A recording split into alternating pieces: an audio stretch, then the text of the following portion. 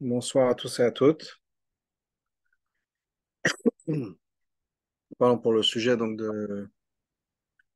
de ce soir, qui est donc comment, avec tout ce qui se passe dans le monde et tout ce qui se passe en Israël, et en Europe, en France, comment garder, rester positif, rester confiant, rester dans la joie, etc. Et la première chose que je, je voudrais faire et expliquer, ben, on va parler de ça pendant donc, le temps qu'on a devant nous, est que la simcha, je pense que c'est de ce mot-là, est un choix. D'ailleurs, le mot simcha a dedans le lettre sham moach. Là-bas, c'est le cerveau. C'est-à-dire qu'on peut choisir effectivement si on veut être besimcha ou pas, comment est-ce qu'on veut réagir par rapport aux événements. Et c'est un choix. C'est un choix à faire. C'est pas toujours un choix facile. Il y a des choses qui sont difficiles à faire. Il y a une lettre dans le Tanya, dans Ygret HaKodesh, une partie du Tanya, une lettre qui commence avec le mot laskil chabina. Et ces mots-là, laskil chabina, l'idée, c'est qu'il n'y a rien de mal qui vient de Hachem. Tout ce qui vient d'Hachem est positif. Il y avait une fois un chassid qui est tombé très malade. Et à l'époque, à l'époque où il vivait, c'était l'époque du père du rabbi, plus ou moins, c'est cette génération-là. Quand il y avait et donc ils l'ont isolé. Il y avait un hôpital où il était isolé, là-bas. Et il était tout seul. Et l'idée de l'hôpital, c'était plus ou moins que les gens allaient mourir là-bas. Il n'y avait pas grand-chose à faire pour eux. Et il fallait vraiment se guérir par la force de sa conviction. Il y a un ami à lui qui est venu tous les jours et qui s'est mis devant sa fenêtre. En tout cas, il espérait qu'il était devant sa fenêtre. Il lui a lu à voix haute la lettre du Tanya, Laskil Chabina, où on parle, il n'y a rien de mal qui vient du ciel et tout est positif, etc. Et il lui a lu tous les jours. Il est venu tous les jours. Tant qu'il n'était pas sorti de l'hôpital, il est venu lui lire cette lettre-là du Tanya, cette partie du Tanya. Plus tard, quand ce chassid est sorti, celui qui était malade est sorti, il a remercié son ami, il a dit, j'ai entendu, je n'avais pas le moyen de communiquer avec toi pour te dire que j'entends ce que tu me dis, et tu m'as sauvé la vie. Mais, il a dit en yiddish, la skill chabina, c'est mega comme une. C'était pas facile. C'était très difficile de pouvoir intégrer ce message que tout est positif. Donc, c'est sûr que c'est un travail, et c'est que c'est pas évident, et c'est que c'est pas, on n'est pas là pour dire ce soir que bon, tout le monde il est beau, tout le monde il est gentil, que on sait que dans notre imagination. C'est un travail à faire, c'est une aveda à faire. Le bitachon, c'est une aveda à faire, comme le Tzemach Tzedek nous a dit, le Rabbi Tzemach Tzedek nous a dit, Tracht, kut, fetzin, gut, tachshov, tov, yetov, pense bien, ça va être bien, positif. C'est un travail à faire. Le bitachon, la confiance, c'est un travail à faire. Et c'est un travail qui commence dans le cerveau, à plusieurs niveaux. Et ce que je voudrais expliquer ce soir, développer, c'est qu'il y a trois étapes à la joie. Trois choses qu'il faut faire qui ne sont pas nécessairement liées directement une étape après l'autre, mais il y a trois choses à faire, trois points à faire. Le premier, encore une fois, ce n'est pas un premier nécessairement dans le sens de l'importance, mais c'est la perspective. Changer de perspective, changer de manière de voir les choses, et ça, c'est très important. Lié à la perspective, c'est l'appréciation. On va rentrer dans les détails, mais c'est remercier Hachem pour ce qu'on a. Et le troisième, c'est donner. Agir et donner. Et dans le don, je dis agir parce que c'est important d'agir. Et parce que si on n'agit pas, on ne se bouge pas physiquement, c'est très difficile de sortir de son angoisse. Et ce que je veux dire par là, c'est la chose suivante. Je vais vous donner deux exemples qui sont assez... des exemples que je connais, des exemples un c'est avec un de mes enfants, l'autre c'est avec un enfant d'un ami, qui est que il y avait donc cet ami-là qui avait sa fille en Israël, à Jérusalem. Et les parents sont à New York, la fille est en Israël, ils ont leurs enfants en Israël, la fille est en Israël. Et elle a dit la maman parlait avec sa fille le premier jour, après tout ce qui s'est passé, et la fille était vraiment déprimée. Vraiment, elle était complètement abattue. Elle ne pouvait pas bouger, etc. Le lendemain, sa fille est partie à Ofakim, dans le sud, pour aider, pour faire du volontariat, aider les familles, ce qu'elle fait. agir. Et une fois qu'elle a parlé à sa fille, c'était une autre personne, elle était tellement beaucoup plus positive, tellement beaucoup mieux, etc. Pourquoi? Alors qu'elle a vu les horreurs, l'autre, elle a juste entendu, là-bas, elle était vraiment sur place, au Fakim, il y a des choses horribles qu'elle avait racontées. Mais le fait de pouvoir se bouger, le fait de pouvoir faire quelque chose, agir, c'est quelque chose d'important.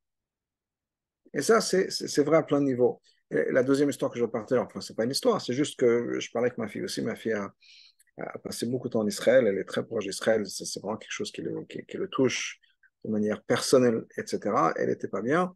Et bon, elle était sur le canapé, elle ne pas bouger, elle était vraiment pas bien du tout. Et bon, et je l'ai poussée, motivée à se lever, à se préparer à manger. Et le fait même de pouvoir bouger, d'avoir fait quelque chose, de devenir active, ça même a changé sa perspective, ça a changé la meilleure chose. Donc juste de bouger, de se bouger physiquement. L'activité physique, ça aide à la personne un peu de sortir de soi-même et un peu de pouvoir voir les choses de manière différente. Et bien sûr, le don donné à autrui, le don de soi-même, de faire du volontariat, d'agir, tout ça, ce sont des choses qui sont très importantes. Donc, la première chose avec laquelle je voudrais commencer, une fois qu'on a établi ça, c'est l'idée de perspective. Et pour citer l'idée de perspective, je voudrais raconter deux histoires. Si on a ce soir des gens qui m'ont déjà entendu, peut-être qu'ils ont déjà entendu ces histoires, ça fait partie de quelques histoires qui sont vraiment, pour moi, des histoires qui me parlent et des histoires qui sont très importantes, en tout cas pour moi.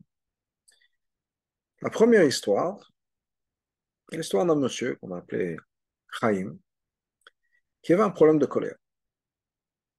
Le Chaim décide de faire ce qu'il peut faire, qui est d'aller chez son rabbi, pour demander à ce que son rabbi l'aide. Il a tout essayé, les livres pour pouvoir s'aider, machin, rien qu'à marcher.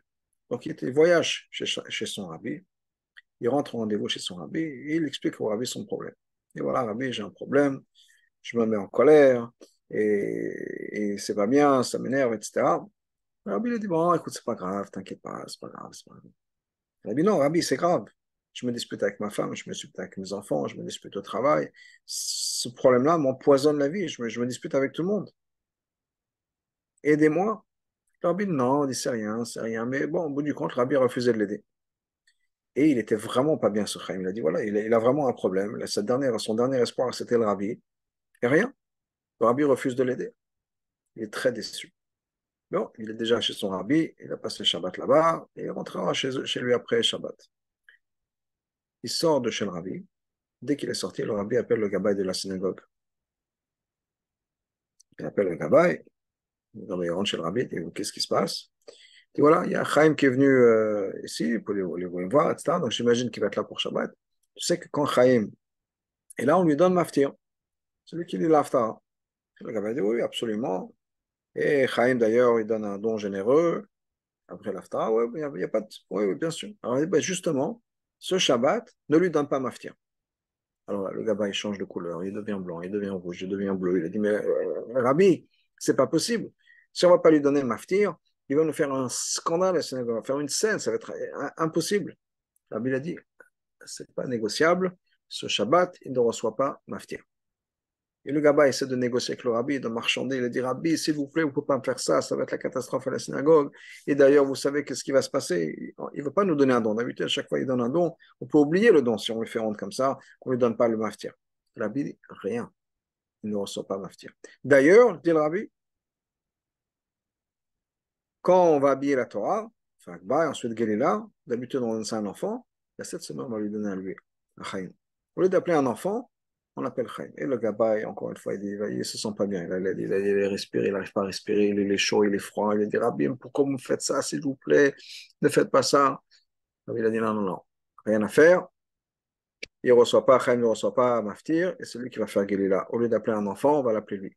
Comme il a dit, s'il vous plaît, on peut pas lui faire honte comme ça en public. Rien à faire. Gaba, il sort de chez le rabbi. Mais qu'est-ce que je vais faire? Comment je vais gérer ça? Etc. Il ne sait pas quoi faire. Il essaie de réfléchir à une solution. Impossible de trouver quoi que ce soit. Les jours passent. On est bientôt Shabbat. Comment il va gérer ça? Il n'arrive pas à dormir la nuit. Il n'arrive pas à manger. Il ne sait pas quoi faire. Bon, on est bientôt Shabbat, presque Shabbat. Il n'a pas trouvé encore de solution, la manière magique de faire les choses. Alors il se dit, bon, moi je vais faire quelque chose. La deuxième chose que je puisse faire, c'est de prévenir à l'avance. Comme ça, l'explosion va pas être demain matin, elle sera maintenant. Donc il va à l'hôtel où Chaim était, frappe à la porte. Chaim ouvre la porte, il dit, ah, monsieur le Gabbai, rentrez, bien sûr, que puis-je faire pour vous? Et donc, il s'assoit et il dit, voilà, Chaim, tu sais, d'habitude, tu es là, tu reçois le maftir. Elle dit, oui, ben absolument, je reçois le maftir. D'ailleurs, vous savez, je pense à vous. Je ne prends pas juste le maftir, je l'ai fait un don pour les mosdot du rabbi, pour les institutions du rabbi, je m'occupe de vous. Le rabbi dit, oui, ben, justement, il y a un petit problème, il y a un petit souci pour cette semaine. Ben, elle dit, ah bon, qu'est-ce qui se passe? Ben, cette semaine, vous ne pourrez pas avoir le maftir. Alors là, c'est parti, Chaim qui se met à hurler et à crier. Mais comment? Pourquoi vous faites une chose pareille? Mais c'est quoi cette histoire? Mais c'est du n'importe quoi. Et il se met à crier et à insulter le gabaye de tous les noms. Et bien sûr, il dit, vous pouvez oublier le don, mais jamais de la vie, je vous ferai un centime de don, etc. Bon, après 10 minutes, il s'épuise. Le gabaye lui dit, il a encore un petit truc à rajouter. Il a dit, d'ailleurs, c'est pas qu'on va pas vous donner de kavod, mais quand il faudra habiller la Torah, au lieu d'appeler un enfant, ce sera vous qui allez faire Glila. Et là, il est reparti pour 10 minutes. Mais comment, quelle honte vous me faites devant tout le monde, vous allez m'insulter comme ça, au lieu d'appeler un enfant, si moi vous avez appelé, mais pourquoi, qu'est-ce que, mais n'importe quoi. Et il est reparti comme ça pendant 10 minutes. Il a traité le gabaye de tous les noms, il a insulté. Bon, il se calme, et en se calmant, il dit, bon, mais pourquoi vous me faites une chose pareille, pourquoi? Et le gabaye dit, écoutez, je ne sais pas quoi vous dire, je ne sais pas pourquoi. La seule chose que je puisse vous dire, c'est que c'était les ordres du rabbi. Ah, et il entend ça, il dit, ah, mais il fallait dire ça tout de suite. Mais bien sûr, si c'est les ordres du rabbi, il n'y a pas de souci, bien sûr. Bon, il s'imagine peut-être que le rabbi a vu une xéra min hashamayim contre lui, il s'imagine ce que c'est, mais bon, en tout cas, ordre du rabbi, il est tranquille, il est rassuré, bon, Hachem, c'est bon, il n'y a pas de souci. Donc, arrive Shabbat matin, on lit la Torah, on appelle le maftir. Alors, bien sûr, tout à se dit que c'est Chaim qui va avoir maftir, eh ben non. Chaim n'est pas appelé pour maftir, tout le monde le regarde. Il est calme, il est souriant, tranquille. Bon. Arrive le moment, on fait Akbar, on lève la Torah, il faut l'habiller. D'habitude, on appelle un petit enfant, et là, on appelle Chaim. Et les gens se disent, oh maman, qu'est-ce qui va se passer? Rien, Chaim arrive, serein, souriant, il habille la Torah, il repart à sa place, il serre les mains à tout le monde. Comme si de rien n'était, personne n'a compris ce qui s'est passé. Comment ça se fait qu'il ne s'est pas fâché? Parce que Chaim, il se fâche. Il a vraiment un problème de colère. Rien. C'est passé comme une lettre à la poste. Baruch Hashem, le gars, il a pu respirer, souffler. Tout s'est bien passé, Baruch Hashem. Bon, arrive dimanche matin, Chaim va repartir chez lui, il rentre en rendez-vous chez le rabbi, ce qu'on appelle chez nous Yichidut, il rentre chez le rabbi, il a ses brachot, etc. Et avant de partir, le rabbi lui dit, dis-moi à propos Chaim, il dit oui, il dit, tu es venu la semaine dernière, tu m'as parlé de ton problème de colère, etc.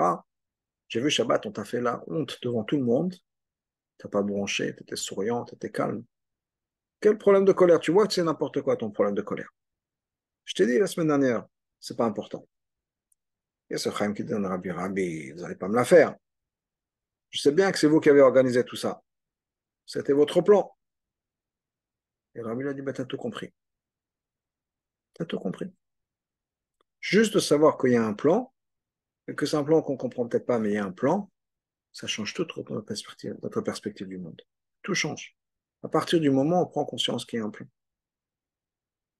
Il a toujours été insulté, on n'a toujours pas donné le maftir, on lui a donné Glila à la place d'un enfant. C'est les mêmes événements. Mais à partir du moment où on prend conscience qu'il y a un plan, tout change. Et non seulement il y a un plan, mais c'est le plan d'Hachem. Et là, je voudrais vous raconter ma deuxième histoire. Et la deuxième histoire, c'est une histoire avec Rabbi Zouché d'Anipolis, son frère Rabbi Lemelach de Lizensk. Rabbi Zouché et Rabbi Lemelach, pendant quelques années, ont voyagé dans les villages d'Ukraine. C'était une espèce de galoute que beaucoup de tzadikim faisaient à cette époque-là. Et ils en profitaient pour faire en sorte de faire tchouva à certains gens, là où ils allaient. Leur système, c'était que quand ils détectaient une certaine faute chez la personne chez qui ils restaient, ils n'allaient pas lui en parler.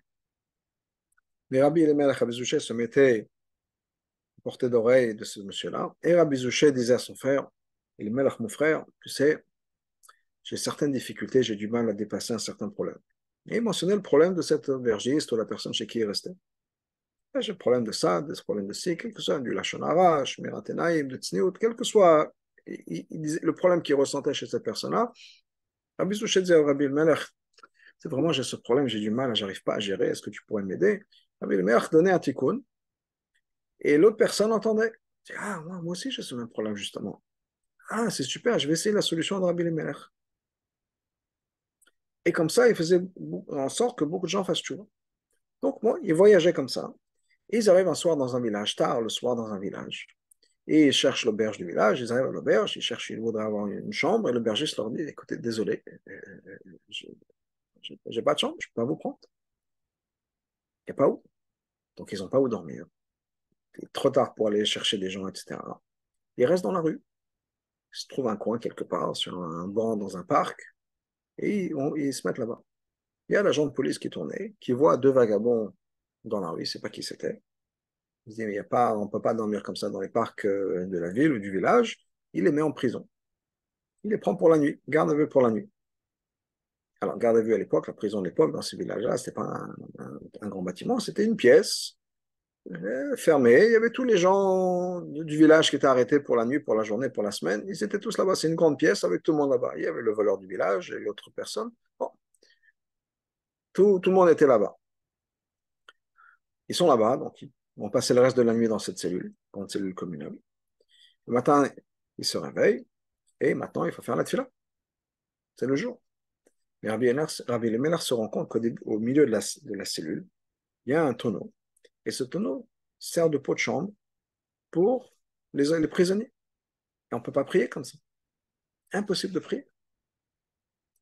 Et non seulement c'est impossible de prier, mais ils ne savent pas combien de temps ils vont rester là-bas. Est-ce qu'ils vont y passer la journée, la matinée? Est-ce qu'ils vont dépasser l'heure de faire le schéma? Est-ce qu'ils vont dépasser l'heure de la tefila? Est-ce qu'ils vont passer toute la journée pour même pas les tefilines?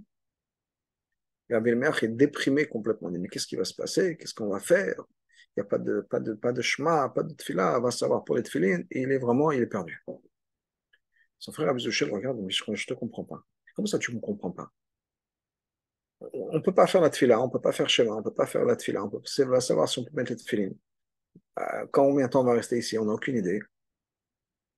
On n'est pas dans une belle situation. Abizouchel dit, mais je ne te comprends pas. Le même Hachem qui nous a dit de faire la tefila, nous a dit, dans ces circonstances, on ne fait pas la tefila. On fait la volonté d'Hachem. C'est la volonté d'Hachem. Hachem veut que dans ces circonstances-là, on ne fasse pas de tefila.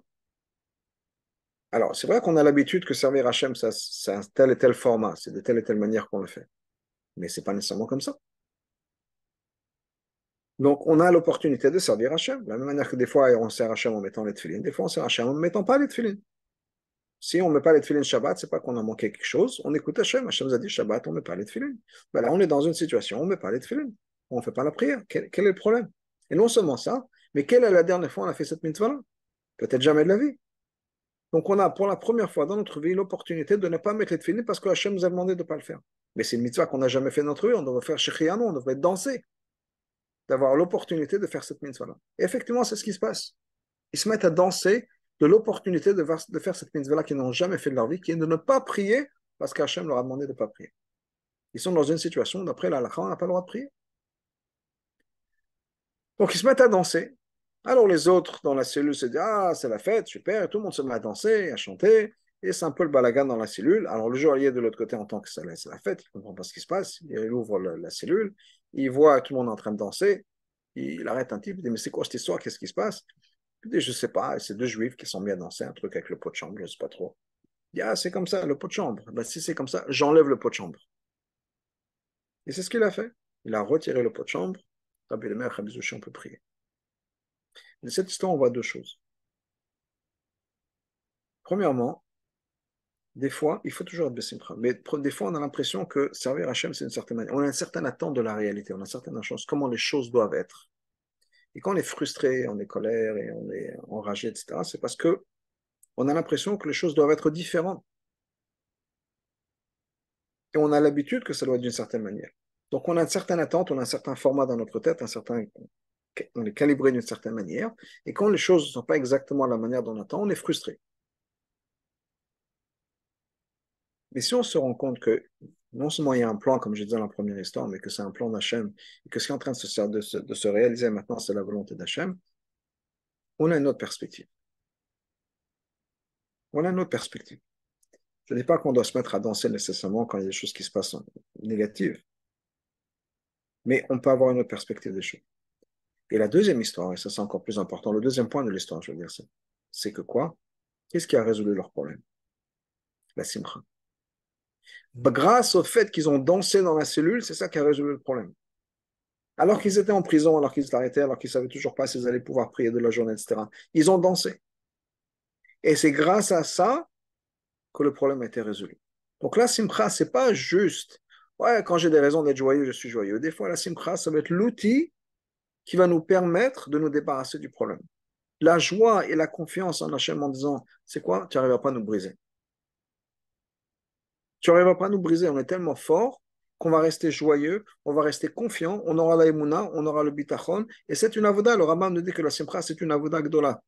C'est un travail, le bitachon, d'être sûr que les choses vont se passer comme on les veut, etc. C'est quelque chose qui est très difficile à faire. Mais en le faisant, on ouvre des nouvelles portes. On ouvre de nouvelles choses dans le ciel. Et c'est par l'intermédiaire de la simcha que le monde peut se transformer. Le Rabbi avait dit une fois à Fabregan, qui dit qu'on a tout essayé pour faire venir Mashiach, et pour l'instant, ça n'a pas encore marché. Il y a une chose qu'on n'a peut-être pas encore essayé, c'est la simcha. Le Rabbi disait, essayez, essayez, vous allez voir. Je ne sais pas si des gens qui ont été déjà des Fabregan du Rabbi, qui sont avec nous ce soir, mais sinon, peut-être vous avez vu des vidéos. Généralement, on ne voyait pas les mains du Rabbi. Les mains du Rabbi étaient généralement sous la table par un Fabregan. Mais là, le Rabbi a sorti la main de la table, et il était comme ça, essayez. Essayez la voda de Simcha, vous savoir que les choses vont changer. Donc, la voda de Simcha, c'est quelque chose qui est important, pas parce qu'on est complètement fou et qu'on ignore ce qui se passe, etc. Au contraire, malgré tout ça, on fait des efforts pour avoir confiance en Hachem. On dit, on comprend pas ce qui est en train de se passer. Pourquoi les choses doivent se passer de cette manière, etc.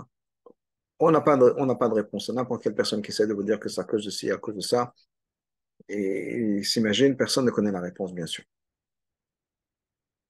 Il y a eu un Chronite, les années de ça, alors bien en avait parlé. Une femme qui était attaquée et tuée chez elle à la maison. Et le rabbi a parlé de ça, comment c'est possible de faire une chose pareille, comment est-ce qu'Hachem peut faire une chose pareille, etc., de laisser des orphelins.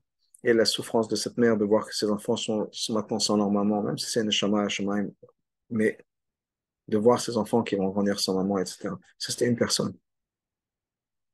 Et il n'y a pas plus de mamine, pas plus de personne qui a plus de confiance en Hachem que le rabbi. Et malgré tout, c'était une période difficile. On n'a pas les réponses. On disait, on n'a pas les réponses. On ne sait pas pourquoi. On ne sait pas comment ça se passe, pourquoi c'est comme ça, etc. Mais même si on ne sait pas pourquoi, on sait ce qu'on doit faire avec. On ne connaît pas le lama, pourquoi, mais on sait le lama, pourquoi. Qu'est-ce qu'on est censé faire avec ça? Une des choses qu'on est censé faire avec ça, c'est rester confiant dans Hachem. Et je dirais même dans la simcha. La simcha, encore une fois, ça peut dire qu'il faut faire la fête nécessairement comme ça, encore qu'on voit avec les chayalim. Quand les gens vont voir les soldats, qu'est-ce qu'ils font? Ils sont fait déprimer, c'est ah là là, on a tellement de peine. Non, ils vont, ils dansent, ils font la fête, ils font des barbecues, ils font, je ne sais pas quoi, ils leur ramènent des bonbons. Pourquoi? Parce que c'est important la joie. La joie, c'est une avoda. Et comme le rabbi disait souvent, dans une armée, les soldats vont se battre avec la joie. Il y a des soldats qui sont sur le front physique, il y a des soldats qui sont sur le front spirituel, et on est tous sur le front spirituel. Et ça, on doit le faire avec la joie. Parce que rester assis sur un canapé où on ne peut pas sortir du lit parce qu'on est paralysé par la peur et par l'angoisse, ça aide personne et ça ne sert à rien. De se retrouver, de se recroqueviller sur soi-même, ça aide personne. Bien sûr que c'est difficile, bien sûr que c'est une réaction naturelle. Quand on a mal, on est paralysé, on est bloqué, on a du mal, on a de la peine, c'est une réaction absolument normale. Il n'y a aucune honte à avoir du fait qu'on ait réagi comme ça, qu'on a peur. Tout ça, ce sont des émotions absolument naturelles. Et ce qu'on essaie de voir ce soir, c'est de pouvoir comment arriver à dépasser ça pour faire ce qui est important. Même si c'est important, même si c'est normal et c'est naturel d'avoir tous les sentiments qu'on puisse avoir. Il y en a qui ont de la colère, il y en a qui ont de la rage, il y en a qui ont de l'angoisse, il y en a qui ont de la peur. Chacun avec ses émotions, chacune avec ses émotions. Et c'est toutes des émotions qui sont valides, des émotions qu'Hachem a mis en nous. Et ça, il faut en prendre conscience, il faut les accepter, mais il ne faut pas s'arrêter là. Il ne faut pas se dire, ah non, j'ai tort de penser comme ça, attends, j'ai pensé comme ça. On a ces émotions, Hachem les a données, mais il faut qu'on arrive à passer au-delà. C'est important de pouvoir passer au-delà parce qu'il y a des choses à faire. Alors, qu'est-ce qu'on peut faire pour rester dans la simcha? Et je mentionnais 6 points, 6 choses à faire pour rester dans la Simcha, pour pouvoir nous aider. La première chose à faire, c'est la tefila. Prier. Prier, c'est important pour 2 raisons. Premièrement, parce qu'Hachem écoute notre filote. Quand on fait les teilim et on fait les prières, etc., Hachem nous écoute. On sait dans le Tanya, l'amour Azaken nous dit une preuve que Hachem nous pardonne nos fautes, c'est qu'on fait une bracha, Baruch ata Hachem, Chanun amar be'esloach, qu'Hachem nous pardonne. Et comment est-ce qu'on peut faire cette bracha? D'où est-ce qu'on sait qu'Hachem nous pardonne? Non, non, il a dit si on fait la bracha, c'est que c'est sûr qu'Hachem nous pardonne. Quand on fait une prière, une tefila, Hachem nous écoute. Alors, des fois, on a les résultats tels qu'on les attend, des fois, les résultats ne sont pas comme on les attend. Mais une tefila, quoi qu'il arrive, ça change le monde. Ça change le monde, ça a un impact fort, ça peut être un impact spirituel, un impact matériel, et quoi qu'il arrive, une tefila a un impact et ça change le monde. Mais même au niveau psychologique, je dirais, de faire quelque chose et de faire la tefila, c'est quelque chose qui est important, et quelque chose qui a une influence. Pour nous, je ne parle même pas du monde et du changement, mais par rapport à nous, de s'asseoir et de prier, c'est important. C'est important à plusieurs niveaux. Et là, je parle encore une fois au niveau uniquement humain, je ne parle même pas au niveau spirituel que la tefila a un changement. Mais pour nous-mêmes, premièrement, ça nous donne quelque chose à faire, ça nous donne une action. Comme j'ai dit au début, une action, c'est très important. C'est très, très important. Le fait qu'on se sente, qu'on puisse faire quelque chose, ça même, ça nous aide. J'ai entendu il y a quelques jours, sur cette idée de tefila, qu'il y avait une étude qui a été faite, je crois en Scandinavie, avec des souris. Et ce qu'ils avaient fait, c'est qu'ils avaient mis ils ont mis l'électricité dans les cages des souris. Il y avait 2 groupes de souris, et un groupe ne pouvait rien faire, était complètement bloqué, si on peut dire, dans ça. Ils n'avaient aucune chose à faire. L'autre groupe de souris, ils avaient une espèce de levier à pousser. Alors, le levier ne faisait rien, mais ils avaient une certaine action qu'ils pouvaient faire. Eh bien, plus tard, quand ils ont étudié les souris, ils ont vu que les souris qui ont juste reçu le courant électrique, mais qu'ils n'avaient aucune possibilité de faire quelque chose, d'agir, c'était vraiment pas bien du tout au niveau physique. Le stress les a vraiment rendus malades physiquement. Alors que les souris qui avaient ce levier à pousser, même si le levier n'avait rien, pardon, même si le levier n'avait rien, mais le fait même qu'elles avaient une action à faire, ça les a aidées et elles étaient en bonne santé. Parce que le fait que nous-mêmes puissions agir, on a quelque chose à faire. Encore une fois, c'est pas pour nous, la fila, c'est pas que c'est un levier qui fait rien, au contraire. C'est un levier qui aide et qui fait quelque chose, qui accomplit. Mais même si ça ne faisait rien, si on dit, ouais, de toute façon, notre fila, Hachem n'écoute pas, ou Hachem a un plan, qui suis-je pour changer le plan d'Hachem? Disons. Mais le fait, pour moi, personnellement, le fait que je puisse faire quelque chose, agir, ça nous aide, ça nous enlève du stress. Non seulement ça nous enlève du stress, mais quand on a une manière de pouvoir faire les choses, on a une ouverture, on a une porte dans laquelle je peux faire quelque chose, qui est la tfila. Je donne à Hachem, dis à Hachem, je te laisse, c'est toi qui es responsable. Je ne sais pas de gérer. Je ne sais pas de contrôler, je ne peux pas contrôler. Je prie, c'est à toi qui es responsable. Ça nous soulage. Parce qu'une des grandes sources de stress qu'on a dans notre vie et d'angoisse, c'est justement d'essayer de contrôler. Et à partir du moment où on donne à quelqu'un d'autre le contrôle, Hachem, on n'essaie plus de contrôler. Je ne sais pas si vous êtes, comment est-ce que vous aimez les montagnes russes. Personnellement, je n'aime pas du tout. Ça m'angoisse. Mais qu'est-ce qui est angoissant? Et c'est vrai, les montagnes russes pour plein d'autres choses. C'est que, peut-être chez le dentiste, par exemple. Oui. Ça peut être aussi angoissant. Et il faut essayer de se décontracter, etc. Pourquoi est-ce qu'on est angoissé? Parce que là, on se sent sans contrôle. Et on a besoin d'avoir le contrôle. On se sent sans contrôle et donc on est comme ça nerveux, tendu, parce que on a peur. Pourquoi est-ce qu'on a peur? Parce qu'on a perdu le contrôle. Si tout d'un coup, que ce soit dans les montagnes russes, que ce soit chez le dentiste ou d'autres choses qui vous créent une situation d'angoisse, on se sent qu'il y a quelque chose qu'on peut faire. Ou bien si on fait confiance au dentiste, ou bien on fait confiance, on respire, la montagne russe, on fait confiance à 100%, etc., on peut arriver à se décontracter. La respiration, ou par autre chose, la méditation, penser, etc. Mais on peut se détendre en disant, OK, de toute façon, je ne peux pas contrôler, je me laisse, je profite. Donc, c'est quand on essaie de, de contrôler qu'on a du mal. Si on s'abonne en disant, Hachem, c'est toi qui t'occupes, on se sent déjà soulagé. Donc, même, je dirais, même pas au niveau spirituel, au niveau psychologique, humain, prier, ça aide. Et encore une fois, c'est pas juste prier, ça aide au niveau psychologique, au niveau humain. Par rapport à Hachem, bien sûr que ça aide, parce que la tefila, on y croit. La tefila, c'est vrai, la tefila, ça change les choses, ça change la réalité, et c'est très important. C'est pas juste la tefila, de dire les mots de la tefila. La tefila, ça peut être s'asseoir avec Hachem et parler. On va revenir un peu plus tard sur cette idée-là, mais ça peut être prendre un moment, quand on ouvre les Teilim, et de faire cette tefila à soi. Hachem protège tel et tel, Hachem protège les soldats, Hachem protège le peuple juif, Hachem protège quand on est dans les rues, quelle que soit la situation. C'est pas juste lire les mots de la prière. Ça nous aide. Juste de faire ça, c'est déjà quelque chose qui puisse nous aider au niveau mental, au niveau émotionnel et bien sûr au niveau spirituel, parce que la tefila, c'est quelque chose qui est vraiment important. Donc la première chose, c'est prier. La deuxième chose, c'est de filtrer, de contrôler ce qu'on peut. Il y a des choses sur lesquelles on a un certain contrôle. On ne peut pas tout contrôler. Il y a certaines choses qu'on peut contrôler, certaines actions qu'on peut prendre.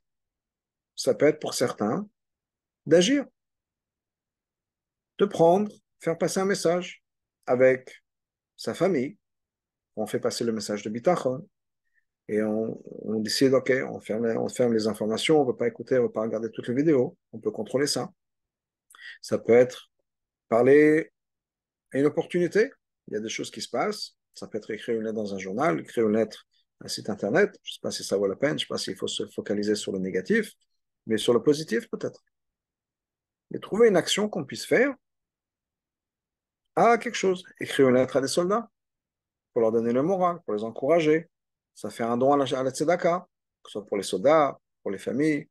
Il y a un site Rabban, entre autres en Israël, de Tzar, la jeunesse Lubavitch en Israël, où on peut choisir soit l'argent pour aider les victimes de la terreur, soit l'argent pour aider les soldats, soit l'argent pour aider les gens dont le père de famille, celui qui gagne l'argent, est parti au Milouim. Quel que soit, c'est un geste qu'on peut faire, qui est important bien sûr au niveau spirituel, la tzedaka, et c'est aussi un geste sur lequel on se sent qu'on on perd pas les pédales. On a un peu contrôle de sa vie à soi.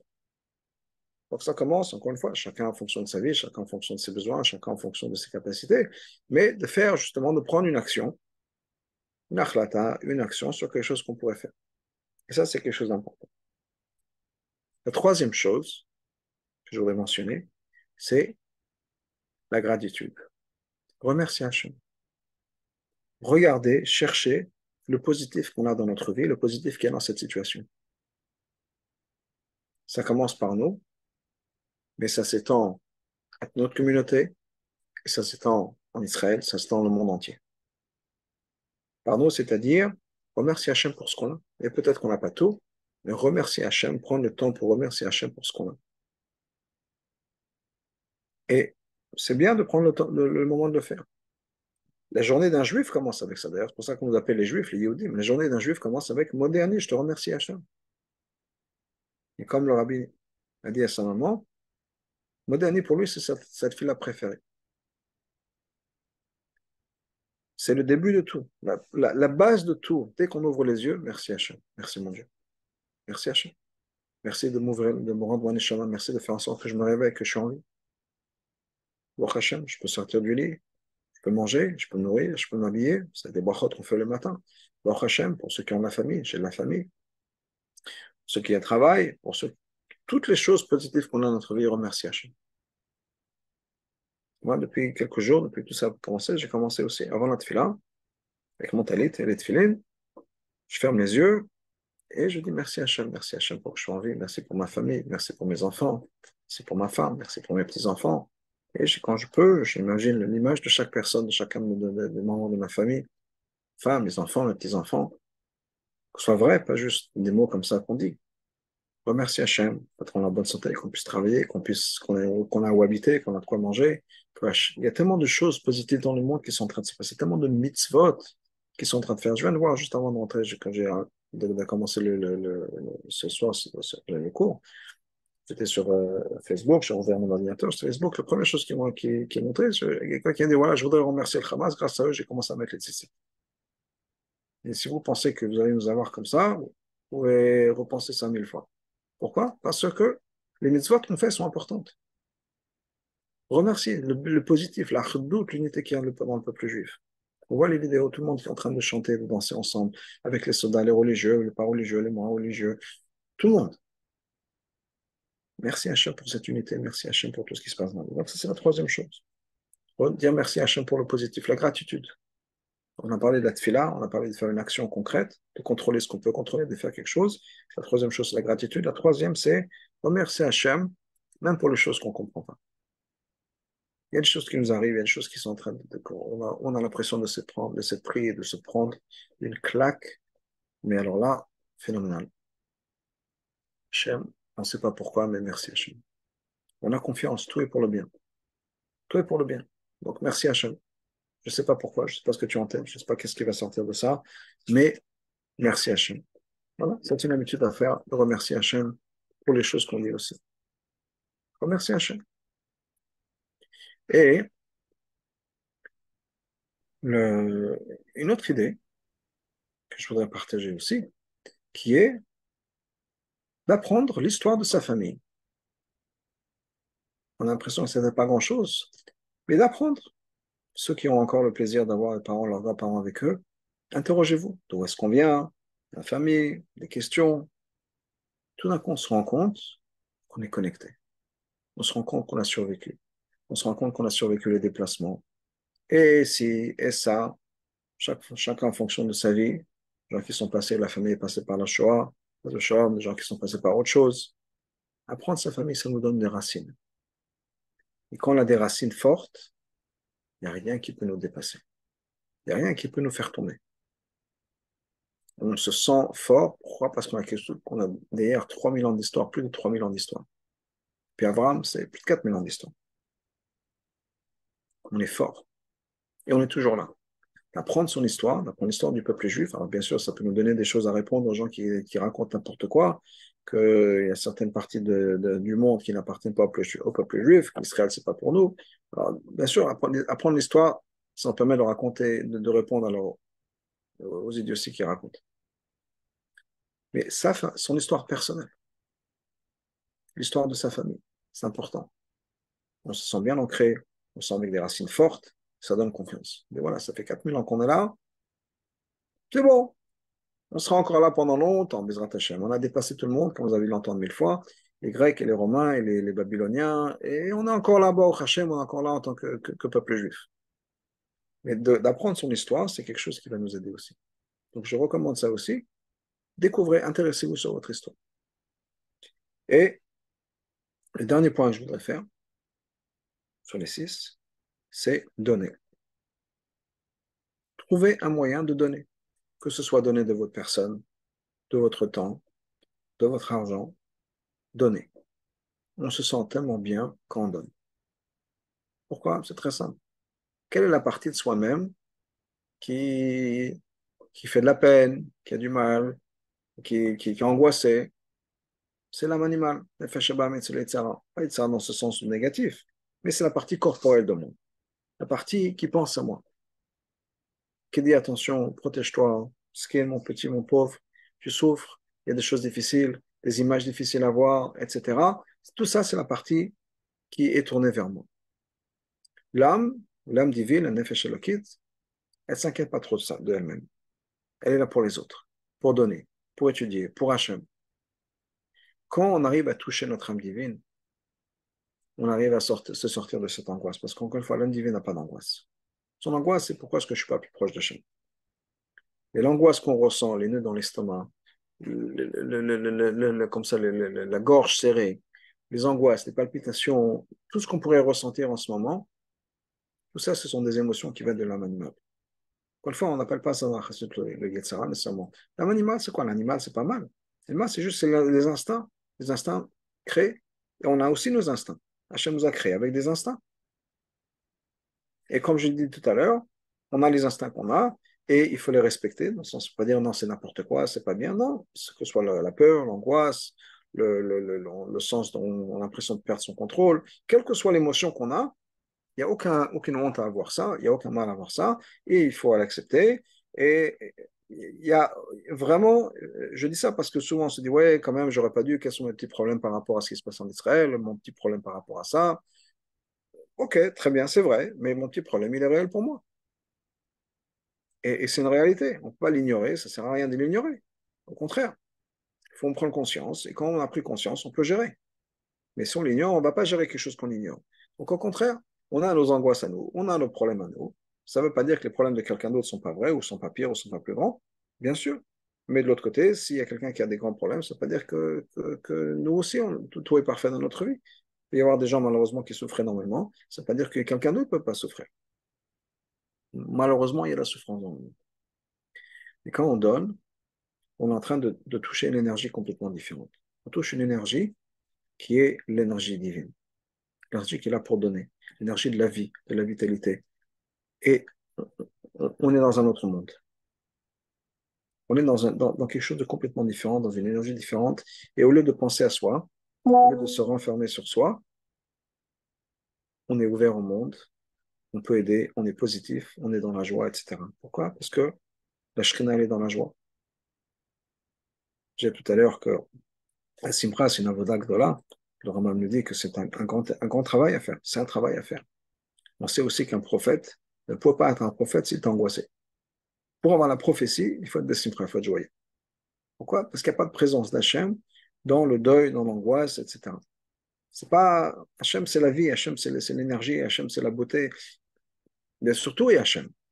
Mais la Gdusha qu'on attend, c'est dans le positif. Donc on a cet enseignement du Tzemach Tzedek qui nous dit que quand on pense positif, les choses deviennent positives.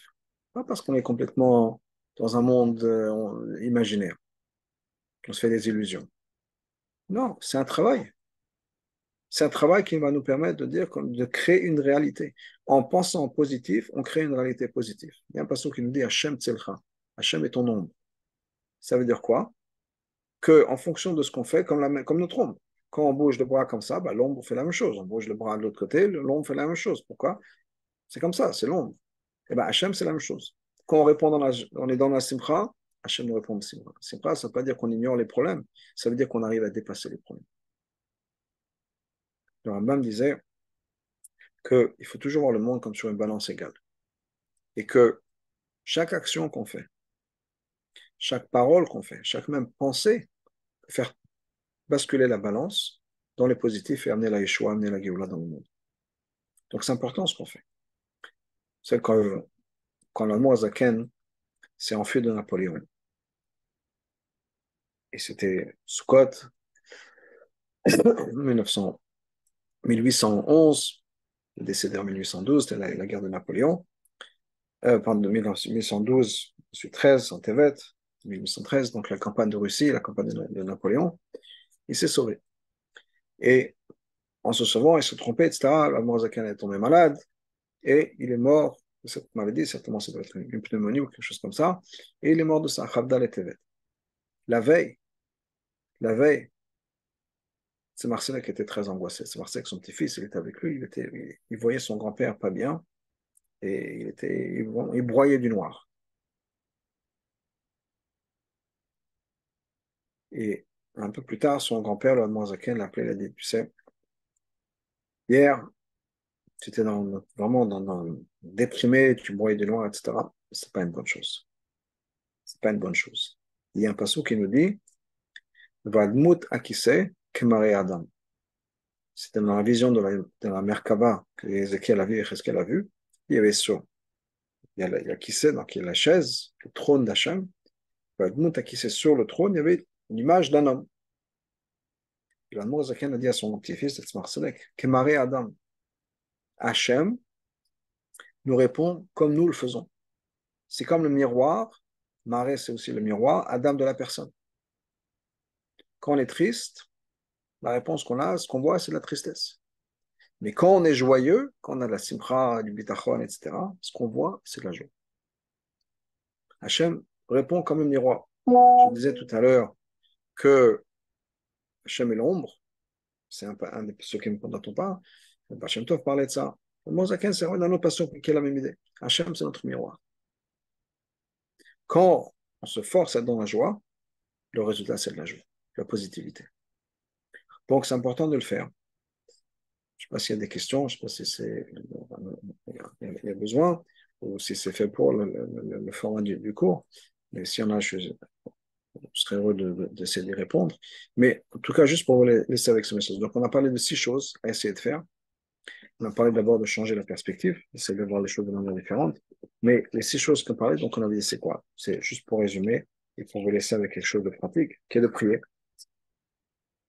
de essayer de contrôler ce qu'on peut faire, de faire des actions, de montrer la gratitude, d'être remercié Hachem, de remercier Hachem même pour les choses qui nous apparaissent négatives, de d'apprendre l'histoire de sa famille et de trouver un moyen de donner. Chacun en fonction de ses moyens, chacun en fonction de quoi, ça peut donner de l'argent, ça peut donner du temps, ça peut donner de la connaissance, mais de pouvoir donner. Et ces 6 moyens-là, Bezrat Hachem, avec la confiance qu'on a besoin, vont nous permettre de découvrir tous les positifs qu'il y a derrière. On en a déjà une idée, on sait que tout est pour le positif. Et quand Mashiach arrivera, on remerciera Hachem pour tout ce qui s'est passé, tout le négatif qui s'est passé, pour tout ce qu'ils vont dire. On va remercier Hachem pour le fait qu'il s'est mis en colère contre nous. Pour ça, on remerciera. Pour l'instant, c'est un peu compliqué. Pour l'instant, on s'est pris une belle claque. Mais on sait que quand on grandira, on remerciera Hachem, comme on dit à nos enfants des fois, quand tu grandiras, tu le remercieras. Donc Hachem fasse qu'on puisse voir ça très, très, très rapidement, qu'on puisse voir tout le positif qu'il puisse avoir, et que ça se passe, encore une fois, je disais rapidement, avec l'avenue du Mashiach. Amen.